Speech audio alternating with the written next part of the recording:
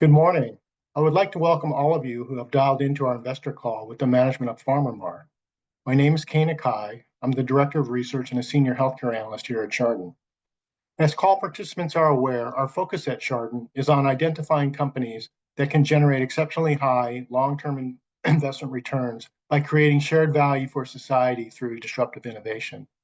Joining me on the call this morning from PharmaMar are Luis Mora, Managing Director, Pascal Besman, Vice President, Strategic Development, and Jose Luis Moreno, Vice President, Director, Capital Markets and IR.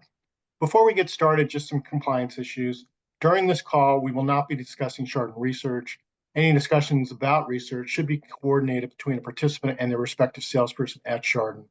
A recording of this call will be made available to clients afterwards. By participating in this call, our speakers attest that they have made Chardon aware of any potential conflicts. They will not discuss any material, non-public, or confidential information that they are aware of that may breach their legal, regulatory, or fiduciary responsibility to any parties. With that said, for anyone in our audience who'd like to submit a question of our speakers, please email it to me at knakae@chardon.com, and time permitted, I will try to ask it at the end. So with all that out of the way, let's get started. Gentlemen, thank you so much for joining us on this call. And maybe to get started, Jose Luis, could you spend a couple of minutes to provide a brief overview of PharmaMar for investors who are new to the story? Sure. And well, first of all, Kay, thank you. Thank you for inviting us to the call and for organizing this call. Sure, I could just do like a very brief introduction. When we talk about PharmaMar, we are a global, profitable biotech company focused on oncology. And we have a marine-based discovery technology platform. And that platform is proven successful. And out of that platform, in our portfolio, we have 3 approved drugs.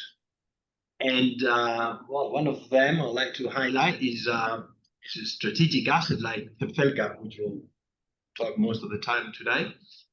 Zepzelca was approved in second-line small cell lung cancer, and we have positive results in first-line maintenance, and is potentially changing the paradigm of treatment in this indication in small cell lung cancer. So that's what we say and what we mean about a strategic asset for us. We also have our own commercial infrastructure in Europe. So that means we serve all European territory ourselves with our deployed sales force, and elsewhere we have license agreements with different partners, like the one we have in place with Jazz for US for Zepzelca. And talking about profitability, we said we're a profitable company. We just announced results last week, and very briefly, we said profitable. We announced net profit of 26 million euro, with revenues growing 11% year on year, up to 175 million euro, and with an EBITDA also growing up to 13 million. And another very important thing, we have cash. We have a net cash position of over 100 million, so 109 million, and we're generating cash operating level as well. So, all we'll see today about programs and everything, we fully funded company, and we are profitable. And listen, we haven't even started the inflection point of our revenues, as we'll see now. So talking about this growth of revenues, very briefly, what's the strategy for growth going forward, which we're going to talk about today? Well, the 2 main buckets in relation to development in our growth strategy. First one, of course, has to do with Zepzelca, or strategic asset. Our partner Jazz announced a positive data of a phase 3 trial to go to first-line maintenance in small cell last year, in October last year. And that is in first-line maintenance in combination with Zepzelca from Roche. And they've already announced the trial was positive for both the endpoints, PFS and overall survival, and it was statistically significant and clinically meaningful. The data is not being presented yet. Our partner will release when it's going to be presented this year, but we've already have planned to submit a dossier first half of this year. But it's not only Zepzelca, and in the first line, we also have completed the recruitment of the Lagoon trial, which is another phase 3 trial that we were conducting ourselves. That was a commitment trial with the FDA, and we finished recruitment last year. That's in monotherapy. And additionally, with Zepzelca, we have another phase 2/3 trial in another indication, leiomyosarcoma, which is also recruiting very, very well and could be another interesting opportunity, very good opportunity for us. On top of that, also we'll discuss today about the rest of our pipeline, and that's the other bucket, another important piece for us in our strategy for growth. We have 3 compounds in early stage: ecubectedin, PM534, and PM54, which are crucial for us these days. We are very committed to increase our R&D investment. We have already developed a plan. So in the next 2 to 3 years' time, say around 28, 27, we could be in a position perhaps to start late stage and phase 3 trials, and perhaps new opportunities for licensing. So these will be our 2 big buckets in terms of our development. These are Zepzelca and the rest of our pipeline, who is going to give more details. And as I said, we fully funded for all these. We have the cash, we're generating cash, and we haven't even filed yet, and our revenues keep growing. So this is very briefly. I hope I've been strict with my timing. The main highlights of the company. Well, great. So maybe to set a foundation for what's coming next, maybe Pascal, can I ask you to talk about the market for small cell lung cancer? I think most people are familiar with lung cancer, but the larger part of that is the non-small cell. Your drug is targeting small cell. So talk about that and give us a sense for the etiology of small cell lung cancer, how it's different from non-small cell. Sure. Thanks, Kay. Thank you, Chardon, for hosting this call as well. And thank all of you for listening.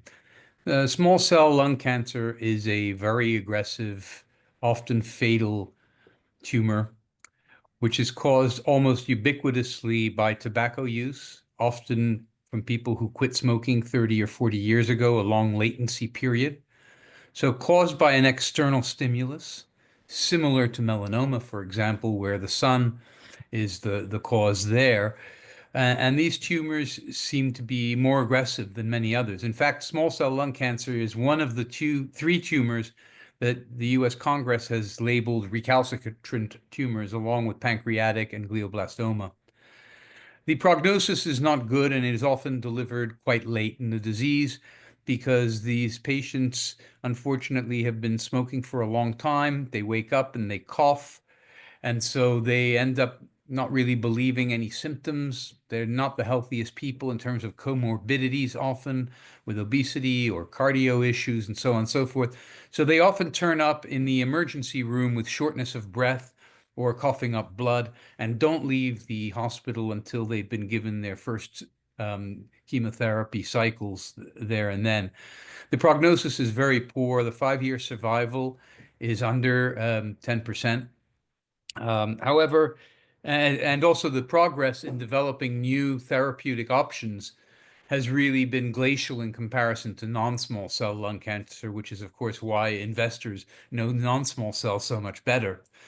But that's changed, really. So topotecan was approved in the second line. The front line has been forever platinum etoposide, but that's all started to change in 2019 and is changing at an accelerating rate. So now, in 2019 and 20, respectively, atezolizumab and durvalumab were approved in frontline, which was based on trials called Empower 133 and Caspian that started at first-line induction, so right at the beginning with platinum etoposide. The platinum etoposide is given for 4 cycles and only 4, and then providing the patient is stable disease or better, they continue into what's called maintenance that Jose Luis referred to, where our recent trial read out.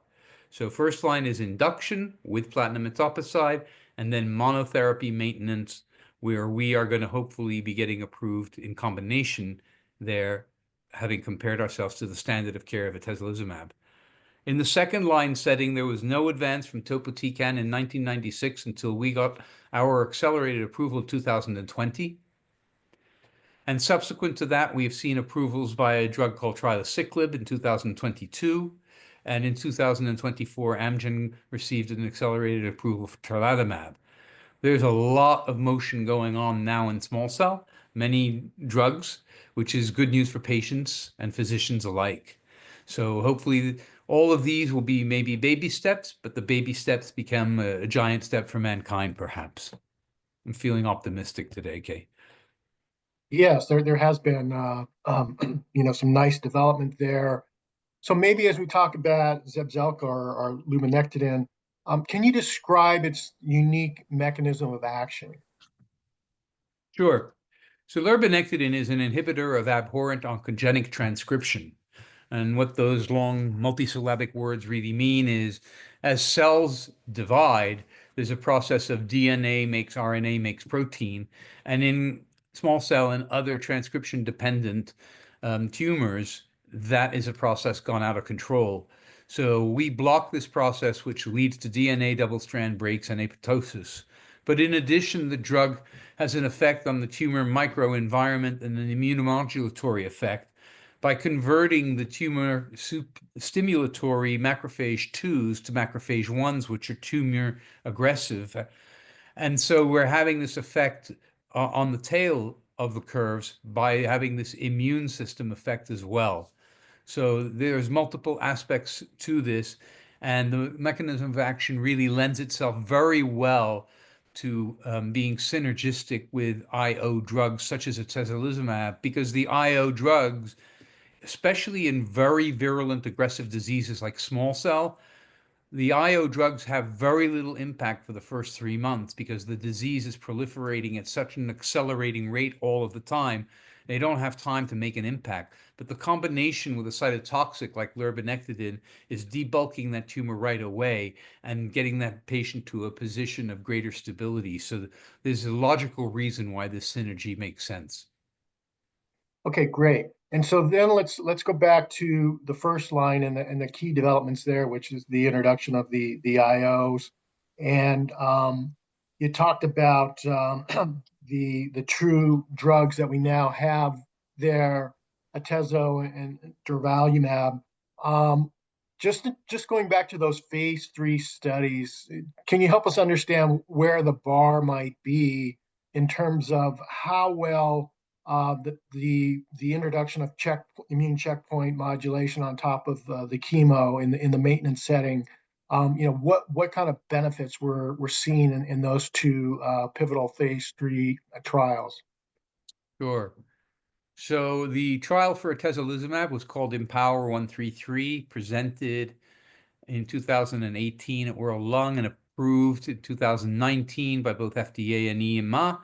And that showed a 2-month delta between the control arm and the experimental arm. The control arm was 4 cycles of platinum etoposide with atezolizumab, followed subsequently by patients who were still receiving a clinical benefit from the atezolizumab with atezolizumab in maintenance. So that showed 12.3 months, and those patients that did not get the atezolizumab subsequently had 10.3, so 2-month delta. Now, let me just take a little curve off the road for a second. A lot of people look at that and say 2 months, that's not a lot. You know what 2 months in the front line means? Is it means that we're delivering into the second line setting a patient who's healthier, stronger, and more optimistic and able to tolerate more treatment there. And that might mean that they'll get third line treatment, which prior to 5-6 years ago was an albatross that you never saw. And then when they've gone past third line, maybe they can get fourth line. And so when we look at the holistic journey from diagnosis to the end of life, that has probably moved with these little baby steps from a period of 12 months to double that. And what that means is perhaps seeing your daughter walk down the aisle or a grandchild born. So these small steps become big steps when they're looked at holistically. Let me move on to the Caspian trial. The Caspian trial by AstraZeneca read out a little bit later, and the data was more or less identical. And in fact, if you speak to any thoracic oncologist today, they will use the analogy that these two drugs are largely Coke and Pepsi. And that leads to a very interesting point following on from what Jose Luis said about us having press release our trial in the maintenance setting, which was atezolizumab plus lurbinectedin versus atezolizumab. And the press release stated that the results were statistically significant and clinically meaningful. Now, this is going to be very advanced algebra, but if atezo equals durva and atezo plus lurbi is better than atezo plus lurbi is better than durva. So we would expect that they would be able to gain market share in this setting because of that improvement over part of the standard of care today, which is split in a duopoly between the two drugs. Yeah, so just to kind of put a finer point on that, commercially today, is there really do clinicians see much advantage in using atezo versus durva in the maintenance setting? And really, the game changer is going to be your data from Enforte. Well, to correct the question, I think it's not really where physicians choose to use or what they choose to use in maintenance, because they have to make the choice at the point of induction, right? Sure. So they're either choosing atezo followed by atezo, or they're using durva followed by durva.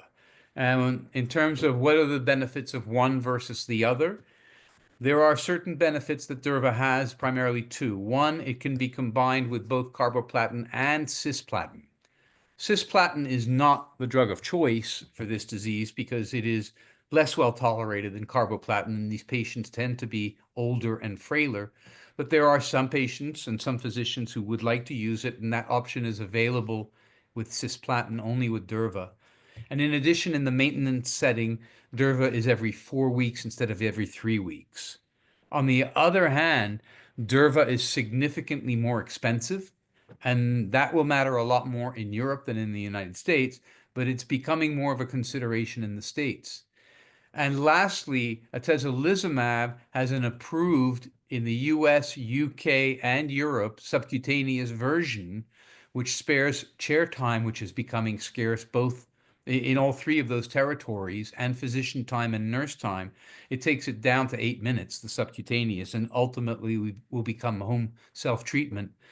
Durvalumab has abandoned their subcutaneous program, so this is another advantage for atezolizumab. But when you bundle it all up and you ask the physicians, they still tell you Coke and Pepsi. Okay, great. Well, so let's focus back now on Zepzelca, your drug, which was granted accelerated approval by the FDA in 2020. Um, it has emerged as the preferred second-line treatment for small cell lung cancer. And can you explain why this is the case? Yeah, this is one of my favorite questions. So if we go in the time machine back to June 14th, 2020, the day before we got approved, and just to remind everyone what wonderful things we were doing, like hunting down toilet paper rolls and working out which supermarket was open at the oddest hours so we could go in the middle of COVID. At that day before we got approved, topotecan was the only approved FDA drug and one of two drugs with EMA. And yet in the States, having a monopoly, it had a 20% market share.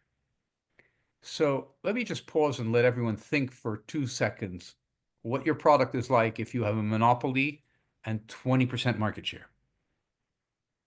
Okay, so there's three aspects to a medical treatment. There is the efficacy, the safety, and the convenience. Topotecan is a barely efficacious drug in the best status patients. It's only approved in sensitive patients. And their response rate in these sensitive patients per label is 22%. Zepzelca's response rate in the whole population of small cell lung cancer was 35%. Checkmark lurbinectedin. Topotecan is a very difficult drug to tolerate. High degree of transplants required, sepsis, and myelosuppression. Very difficult for doctors to give full dose topotecan IV. Zepzelca has some hematologic adverse events that are very easily managed by physicians. Checkmark lurbinectedin. Topotecan is given in a 5 days out of 7 schedule in the clinic in a chair. Lurbinectedin is given once for 1 hour every 3 weeks. Checkmark lurbinectedin, Zepzelca. So today, topotecan's market share has gone from 20 to single-digit % and falling, especially as there are newer entrants and there are many clinical trials.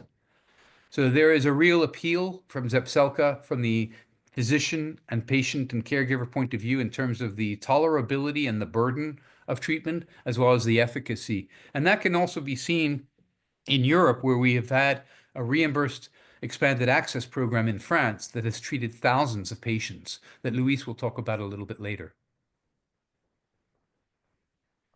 Okay, so you've got you've got the accelerated approval in the U.S. We're seeing very nice sales growth. We just saw more evidence of that with your full year results for 2024. In the EMA, there's limited use. You have approval in Switzerland, but what you do have over in the EMA is a direct sales force ready to add a new product to the bag. So let's talk about Enforte, which is your phase 3 clinical trial, which evaluated Zepzelca in combination with atezo, really trying to obtain a label for first-line maintenance for small cell lung. Can you just briefly outline the design of the study? As Jose Luis mentioned earlier, the study read out positive back in October. Obviously, we're waiting to see the full data presented. Hopefully, I guess in our view, that'll occur at ASCO. Hopefully, that's a good assumption. But go back and just kind of lay out the design of the study. Yep. This is what I would call a real vanilla design. So they enrolled about 700 patients in frontline induction, and those patients were treated with platinum etoposide atezolizumab. And if after 4 cycles the patient was stable disease or better, they were randomized to either the standard of care today of atezolizumab or the combination of atezolizumab and lurbinectedin with primary endpoints of PFS and OS, which read out in October of 2024, with meeting both of those endpoints in a statistical significant and clinically meaningful way. The results will be presented and published at major medical meeting and major medical journal. You are an experienced guy, Kay, and you know what a major medical meeting for a lung cancer drug is. There are 4. I'll name them in case you need help. You've got ELCC, which is in 2 weeks in Paris. You've got ASCO in June in Chicago. And then you've got World Lung and ESMO in Barcelona and Berlin, respectively, in the autumn. So take your pick. And just remind us again what the bar is in terms of atezo alone that you were looking to beat. So in the Empower 133 trial, which got them approved, they generated a 5.2-month PFS, which is a very good proxy for duration of treatment. Subsequent to their publication and presentation, a year later, Martin Reck, no W in Reck, Martin Reck from Germany, published an interesting analysis that broke down that 5.2 months between the induction period and the maintenance period. And the answer came out to be that it was 2.6 months of PFS for each. So in the maintenance setting, we have a very good proxy that the PFS, well, we've got no better data to go on, should be around 2.6 months. And so then where is the bar set Traditionally, what we've seen in small cell lung cancer trials is that things that are measured in hours or weeks are not clinically relevant. You are an analyst, you have your opinion of what is clinically meaningful, and I'm sure you've given your opinion on that, and we'll leave it at that until the data comes because we think the data will speak for itself. Okay, great. So, we've got the reports and the press releases about hitting the primary endpoint. It's stat sig, it's clinically meaningful. So let's talk about the commercial potential for first-line maintenance. And we'll start in Europe because number one, as we mentioned earlier, Zepzelca really limited use there, approved in Switzerland, kind of compassionate use everywhere else. But you do already have the direct sales force embedded there. So first off, maybe talk about the addressable patient population for first-line maintenance in Europe. Yeah, sure. First of all, thank you very much for bringing us the opportunity to explain that. Well, the data we have, the incidence in Europe is about 60,000 patients are every year diagnosed in small cell lung cancer. About 75% of these patients are extensive disease, 25% non-extensive disease. Of this 75%, about 90% are treated in first line treatment. And of this, our data is about 90%, 85% move to the maintenance therapy. If you compare this patient population with a second line, it's about 35% more patients in maintenance therapy treatment than in second line treatment. And is there a sense for what percentage of patients who get treated could receive 5 or 6 cycles compared to the current 4 cycles in say, the US second line setting? Well, in second line, the basket trial was 4 cycles at the data we have and was presented to the FDA. In the first line, at the solizumab, Pascal explained it very well, is 2.3, 2.6 months PFS. This is about 4 cycles treatment for atezolizumab. If we announce it's clinically meaningful and the positive PFS, it's easy to understand what the number of months we add to this 2.6. Then, in order to be a trial clinically meaningful, minimum is 2 months more. If not, it's not clinically meaningful. 2 months more is about 2-3 cycles more than second line, than atezolizumab single agent. Okay, and how should we think of what a reference price for Zepzelca might be? Well, in Europe, it's completely different situation than the USA, the market access. But if you take a reference price in USA, until 5-6 years ago, would be 50% of the American price. But now, in order to be honest, the average price we observe in different drugs and approved even in USA and Europe is about 35-40% of the American price. This is what we expected across the different countries in Europe. Okay. And what's the likely timing for an EMA filing?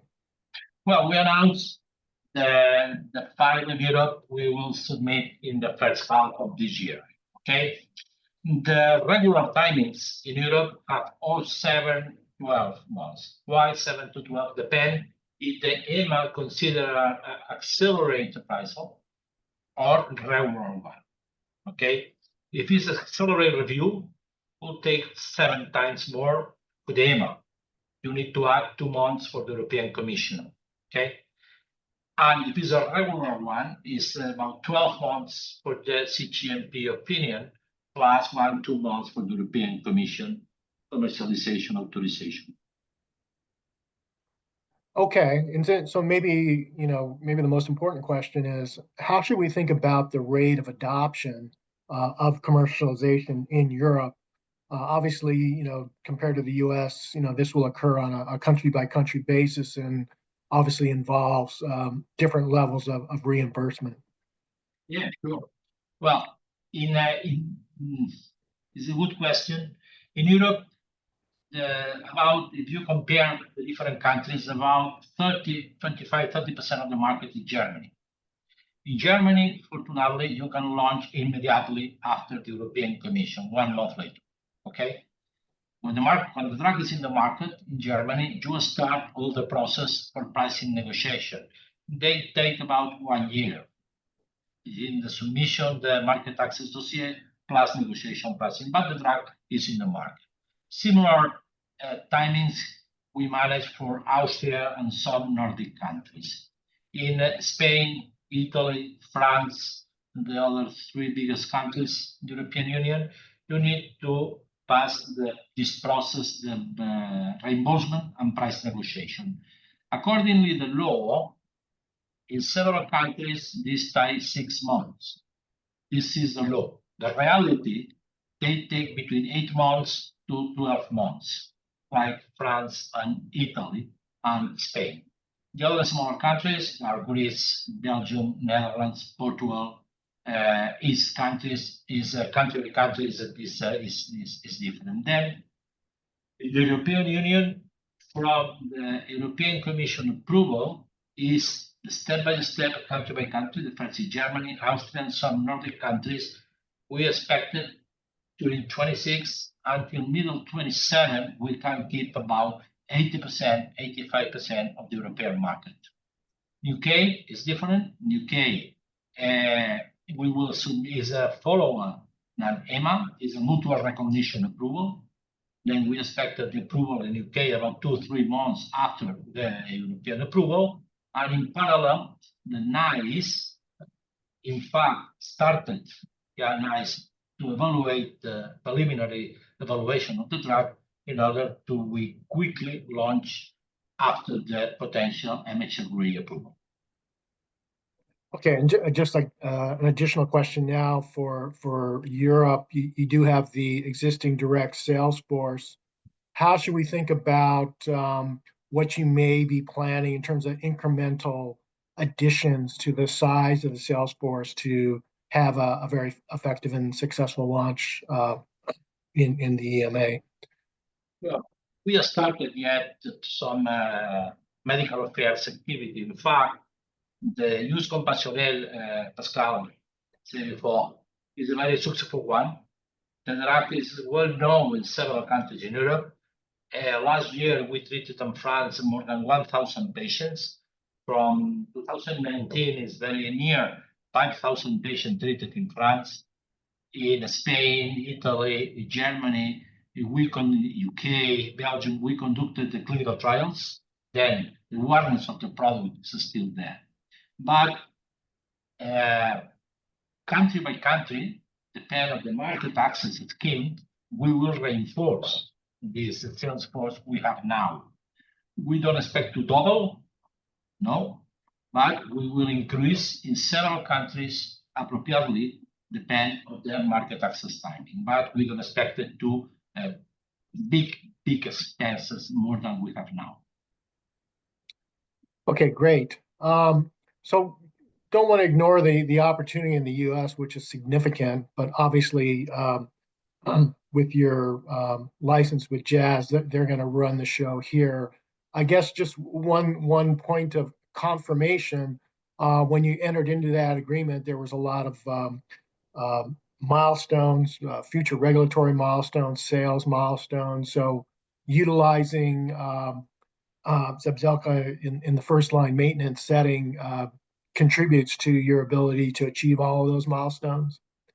Well, we never disclose when these milestones will occur, but it's logical to think about this potential milestone will be born when the drug will be approved in the first line setting. Okay. Okay, well, very good. So, going back to the fact that you are second line in the US currently, you had you had also designed the phase 3 Lagoon trial, which was designed to secure EMA approval and full FDA approval, but with the potential of Enforte to secure first-line maintenance. How does this impact whether Lagoon is conducted to completion? What's the status of Lagoon? Okay, thank you. We announced in December, last December, the enrollment was finished, and we finished the enrollment. We include 724 patients, and now we are in follow the patients until we achieve the number of events that are specified in the protocol. We expected to finalize this follow-on. We achieve the number of events in first half of next year. Lagoon is a commitment trial with the FDA that we need to finish. This is so clear. The question mark is in Europe, what we do, because in first line will be approval. Well, our intention or strategy is any patient with small cell lung cancer, take the drug in any line if the doctor considers it is appropriate for this patient. Okay. Then, if the Lagoon is clinically meaningful, we achieve the primary endpoints.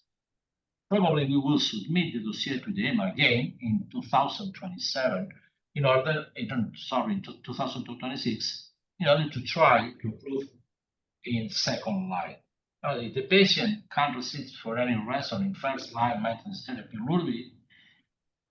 we want to bring the opportunity for these patients to take lurbinectedin even in second line. Okay, then Lagoon we will finish. The readout data is in first half of next year. The accrual is finished. That's it.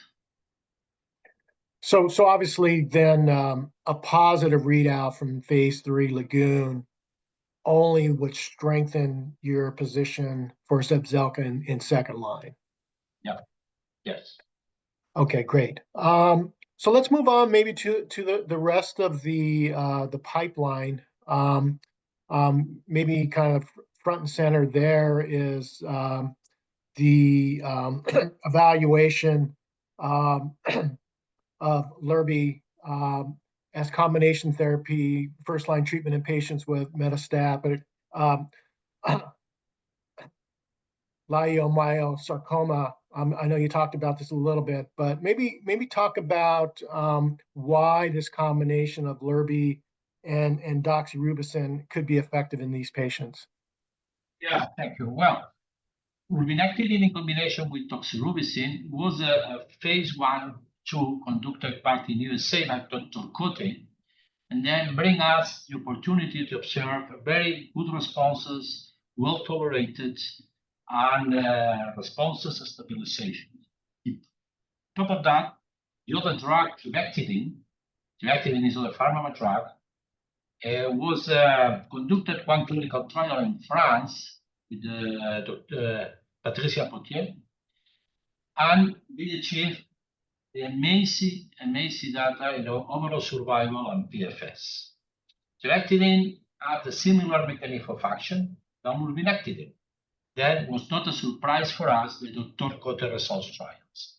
Now, trabectedin plus doxorubicin is a NCCN guidelines in USA. Okay, but lurbinectedin is well tolerated, much better than trabectedin, and the preliminary data with Dr. Cote show even more activity in the combination than trabectedin. Then, for this reason, we launched this phase 2/3 trial in leiomyosarcoma.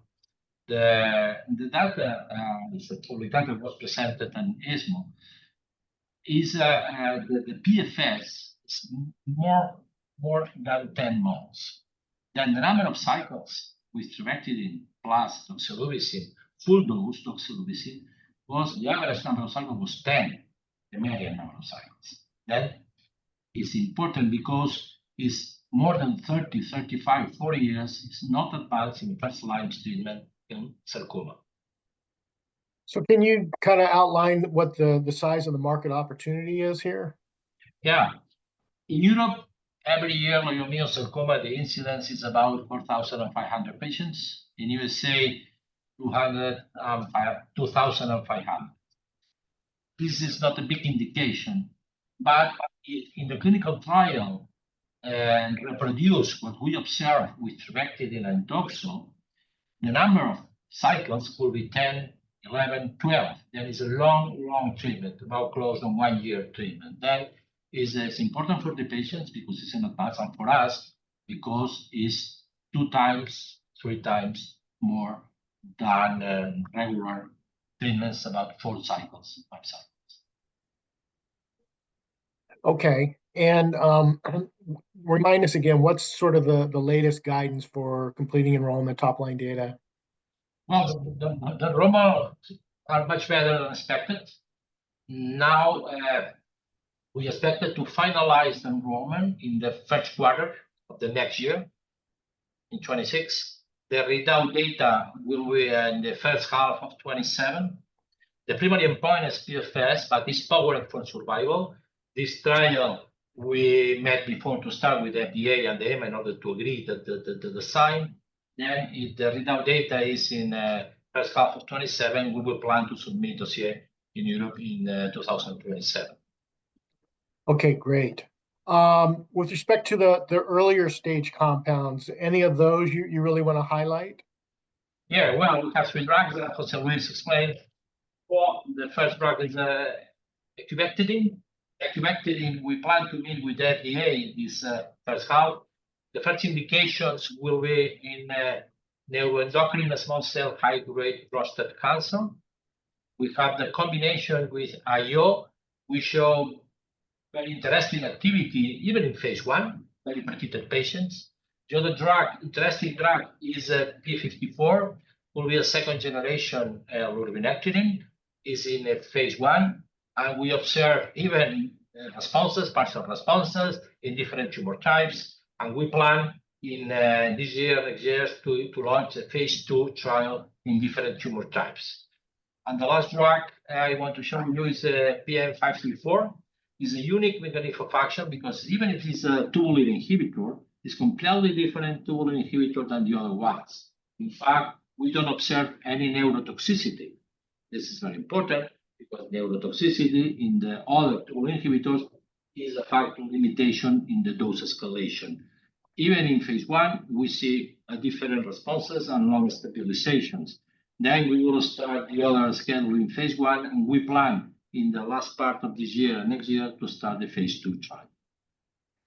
Okay, great. So 2024 was really a great year for you guys. You had a positive readout from Enforte. Your sales continue to be nice. You're generating cash. And most importantly, your stock price reflected the successes that you had and has appreciated significantly. So I guess the question I get now is, did I miss this name? Did I miss the story? So can you highlight for us what the bull case is going forward, given the fact that the stock has had so much appreciation already? And maybe Pascal, I'll give the mic to you first.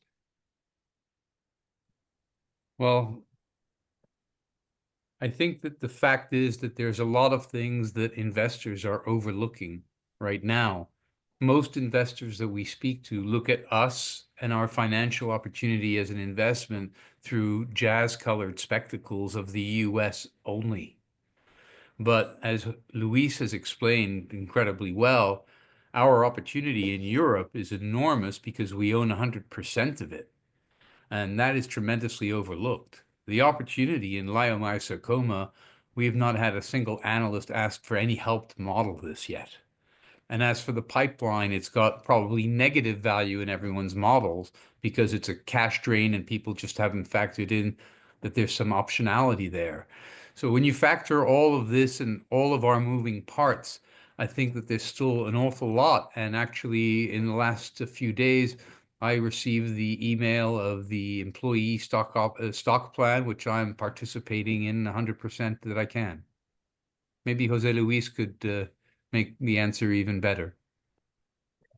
Difficult, but try. No, it is true. But when you're saying, the stock in the last 12 months, it certainly has done very well. But I think we have to put this into context to start with. I mean, the stock was really oversold in 23 and first quarter 24. So it really came from a oversold situation because of the generics of Yondelis. That said, as you mentioned, it's got very well the figures of 24. But we were talking about these next 3 years till 28, let's say, it was transformative for the company. And we haven't even started even filing the dossiers yet. So we haven't even started selling yet.